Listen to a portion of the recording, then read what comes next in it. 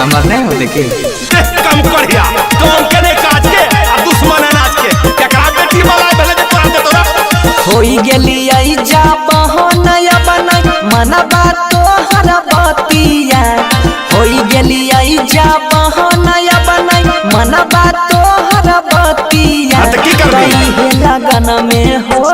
बाबू कर दे हमर सदिया कई लगन में हो बाबू कर दे हमर सदिया लागल छै लॉकडाउन कोई नहीं जइतो तोर बरातिया लागल छै लॉकडाउन कोई नहीं जइतो तोर बरातिया त कुछ दिन थामे रे बेटा कर दे बहु दिया त कुछ दिन थामे रे बेटा कर दे बहु शादिया बुझली की बुझबे बार बार अपना तके की बुझबाओ आ नहीं बुझली तो हमर पंची उखाड़ ले भी रे की उखाड़ दे तोरा बतैया मकई के तुम लागत बाल उखाड़ दे बाल अरे सबर के फल बहुत मीठा होय छै बेटा आप हमरा बर्दाश्त ले पा भूल जो हां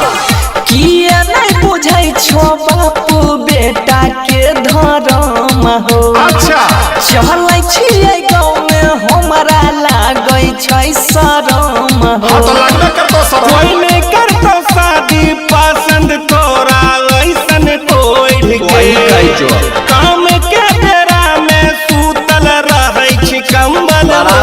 के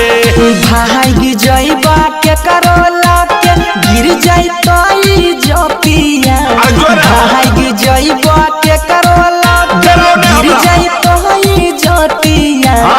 इहे लगन में हो बाबू कर दे हमर सदिया कोई लड़कियों को मिले के चाहिए